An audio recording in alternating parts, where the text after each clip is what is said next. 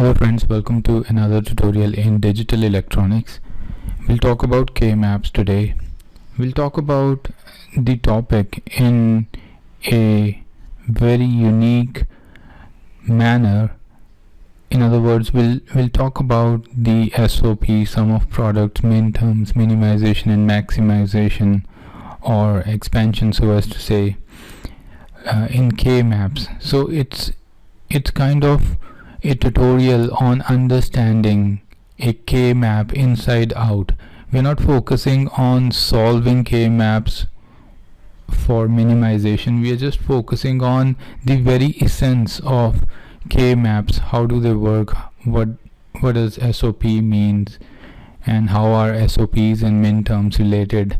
How can you think in terms of SOPs and minterms and K-maps, blocks, and so on and so forth? So if you're interested in this topic, then keep watching this video. If we talk about K-maps, the first thing that comes into our mind is that it's a minimization technique, but on the contrary, it's a technique of expressing a function basically.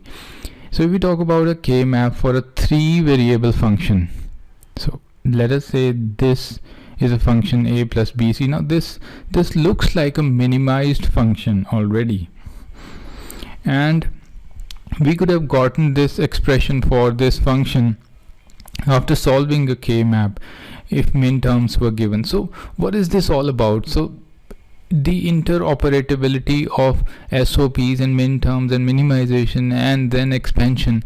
So we'll talk about that today. So if we look at a 3-variable function, that means it has a, b and c as 3 variables. So there are 2 ways to draw a K-map for this. Now if we take ab along the vertical side, so we'll have 4 rows, and if I take only a variable on the vertical side, then I'll have 2 rows, and if I separate c here from AB, I'll get 2 columns, and if I separate BC from A, I'll get 4 columns. So this is pretty understandable that AB will have 4 different combinations: 0 0 0 1 1 1 and 1 0. And please understand, we write this order because K-maps, the ordering of these rows are in the gray code number system format. So that being said, so there are 2 ways to draw, and one should not get confused in the difference between the 2, because they are the same. There is no difference whatsoever. Now if you look at this thing, the depiction of each box, please understand that 3 variables are going to give us 8 different combinations. So even if you look at this way of drawing a K-map, and even if you look at this way of drawing the K-map, in both the cases we are getting 8 boxes, and each of these boxes will represent one possibility of ABC, and there are 8 possibilities of ABC in total, and each of these possibilities is known as the minterm. So let us say if a function happens, or if a function exists, or if a function works for a is equal to 0, b is equal to 0, and c is equal to 0 input, then we'll say that the minterm 0 is present. So, and for each of the decimal value of these combinations of a, b, c is known as the minterm. So that's the simplest definition you can think of. So if a function works on a being 1, b being 1, and c being 1, we'll say that the minterm 7 is present. So you would have seen that you are given with a function as the summation of minterms as in brackets you have 1, 4 and 7, let us say. So this goes to show that this function only works, so it is like a box which has 3 inputs a, b, c, and it goes to show that the output function f works only when minterm 1 occurs, or in other words, a is kept as 0, b is kept as 0, and c is kept as 1, then this function works or glows, or does it intended job, and then it works for 4. That means a should be 1, b and c should be 0s, and then it works for 7. For all a, b, c is 1. For the other combinations, this will not work. This function will give us a 0 output, or this function will give us a 1 output only for the input set 1, 4 and 7, and 1, 4 and 7 are these the underlined values. So that's the essence of basically defining a function in terms of minterms, and minterms are pretty easy to understand, and one can interpret minterms with its equivalent values of a, b, c very easily from this table. But the sum of product terms format is a little tricky to understand, but for that we have this trick that anything which has a bar is represented as 0, and anything that has a 1 will be represented without a bar. So if you know this trick, then pretty easy, because a, b, c all are 0s, so put a bar on all of them. So the SOP format for minterm 0 will become a bar, b bar and c bar. So anything that is 0 here will get a bar, and anything that has a 1 here will not get a bar. So understanding the SOP format and minterms, and quickly relating to each other is very, very important when we do the understanding of K-maps. And same happens here. Now this way of drawing the K-map gives me the values a, b, c, 0 in this box. So if you look at a, b, c, 0, all three of them 0, they give us a minterm 0.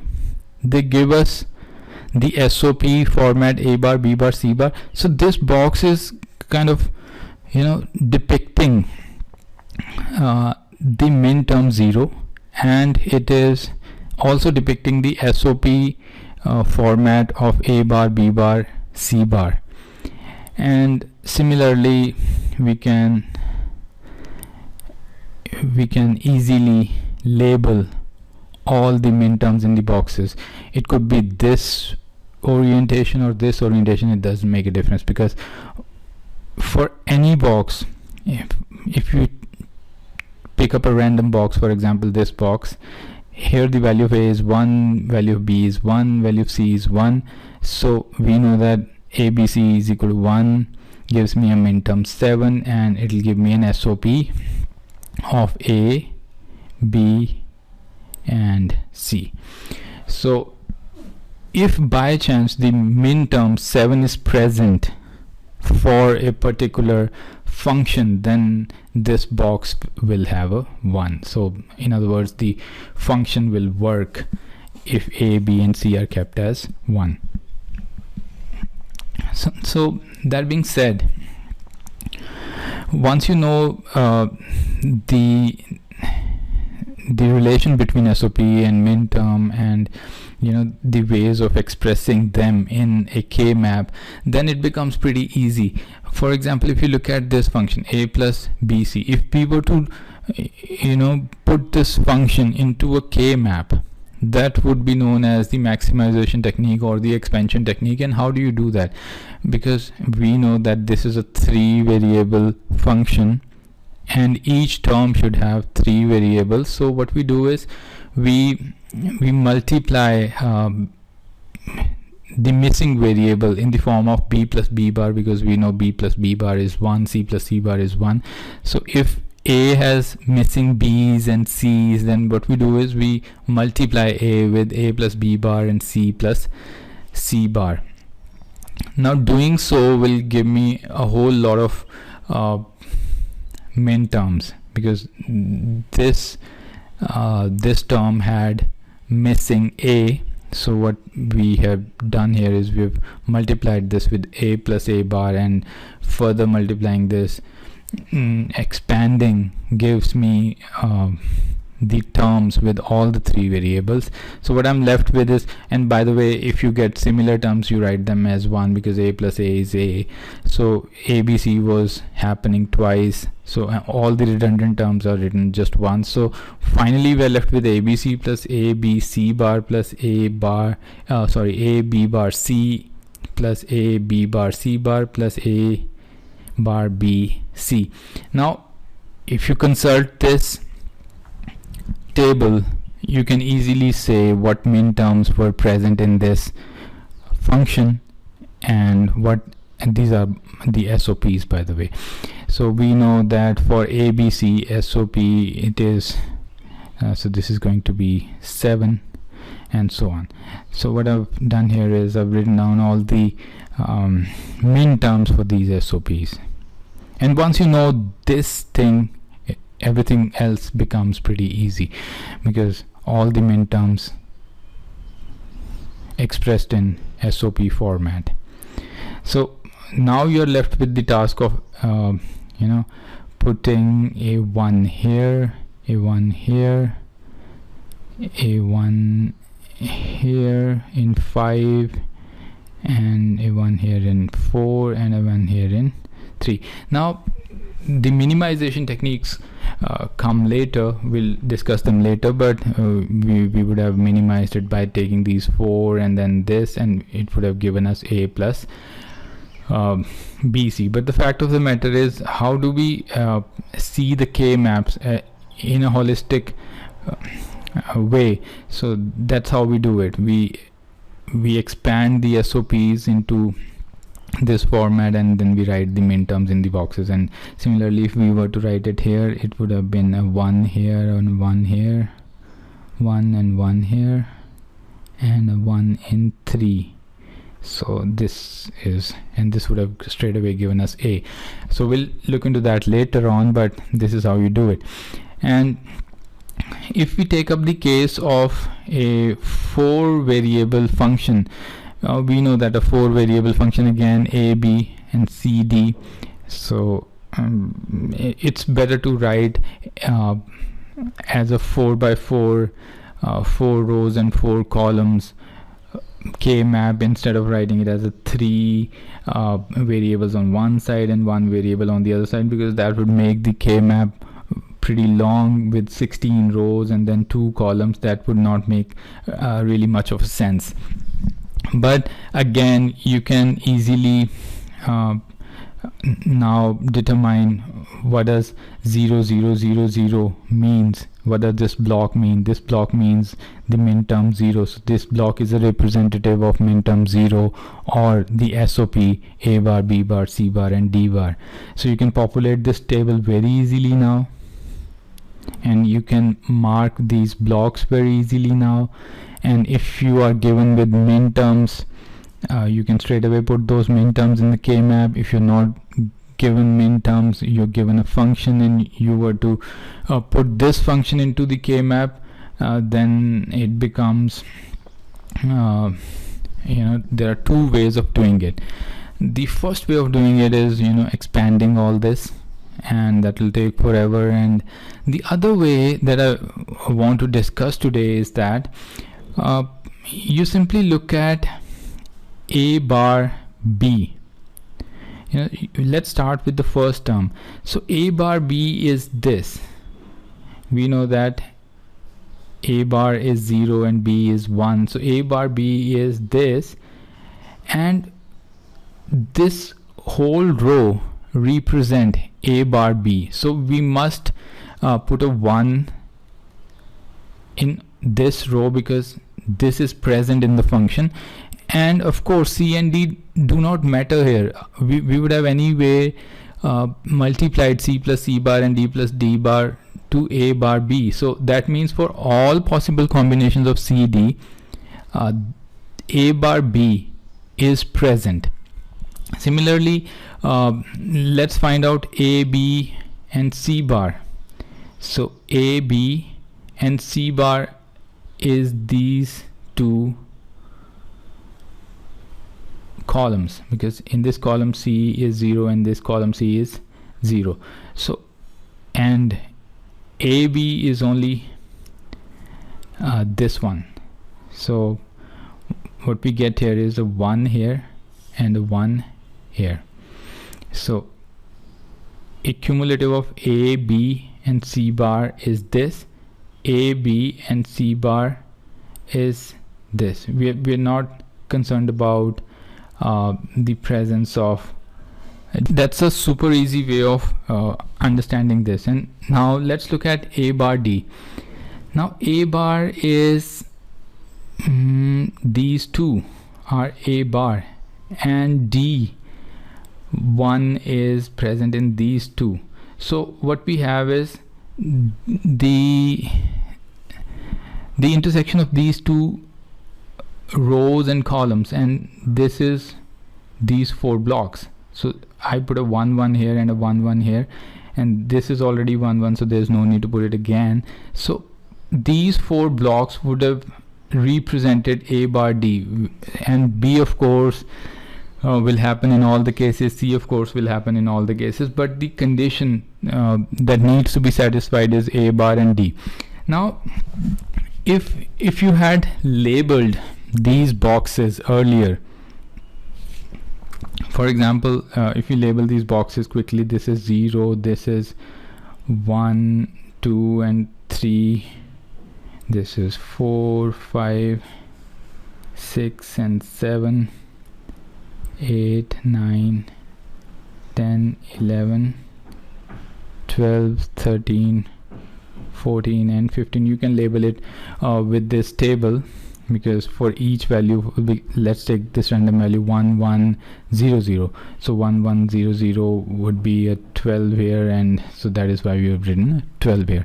So that's pretty easy. So now you can say that this function was summation of minterms. I'll specify the minterms. So this is 1 3, so this is 1 comma 3 comma 4 5 6 and 7, 4 5 6 and 7, and then a 1 1 here in 12 and 13. So 12 and 13. So I hope this is clear, how you can draw the K map from a function. If we were to take the 3 variable cases, if for example if we take this case, so we need A to be there. So A1 happens in these 2 rows, right? We're not concerned about the values of B or C. So all of these will get a 1 1 here. And then B C, so B gets a 1 here and a C gets a 1 here. So what is common to these two rows and this column? These 2 ones, and this is 1 already, so we get these minterms. And we had tried the similar minterms using this expansion technique also, so we got these only. So if you need A1, so these 4 gets 1, and again if you need BC, so BC both 1 1 happen in this column, so 1 and 1 here. So that is how you can so this trick is very very useful if you were to fill up some function into a K map.